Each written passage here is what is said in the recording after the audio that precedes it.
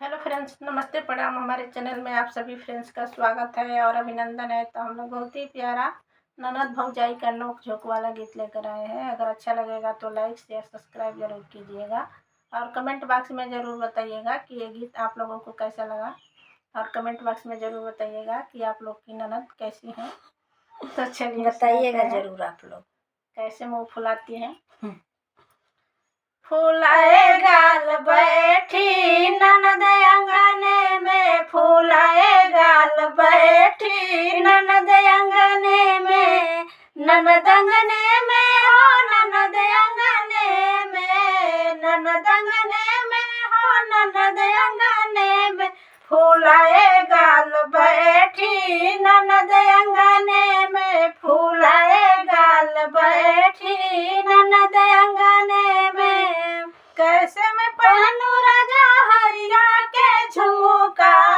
कैसे मैं पहनूं राजा हीरा के झुमका, लगाए घाट बैठी ननद अंगने में, लगाए घाट बैठी ननद अंगने में, फुलाए गाल बैठी ननद अंगने में, फुलाए गाल बैठी ननद अंगने में, ननद अंगने में हो ननद अंगने में, ननद अंगने में हो ननद अंगने में, फुलाए गाल बैठी ननद अंगने में, फुलाए गाल बैठी ननद अंगने में। कैसे मैं पहनूं राजा सोने के कंगना, कैसे मैं पहनूं राजा सोने के कंगना, लगाए घाट बैठी ननद अंगने में, लगाए घाट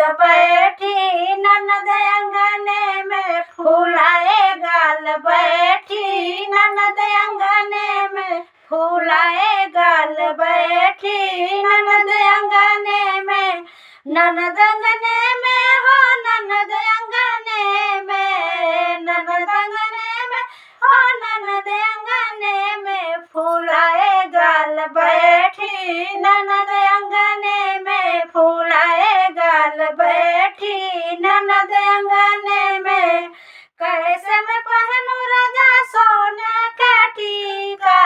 कैसे मैं पहनूं राजा सोने का टीका, ननद घाट बैठी मेरे अंगने में, लगाए घाट बैठी ननद अंगने में, लगाए घाट बैठी ननद अंगने में, फुलाए गाल बैठी ननद अंगने में, फुलाए गाल बैठी ननद अंगने में, ननद अंगने में हो ननद अंगने में, ननद अंगने में हो ननद अंगने में, फुलाए गाल बैठी ननद अंगने में, फुलाए गाल बैठी ननद अंगने में। कैसे मैं पहनूं राजा सोना के हरवा,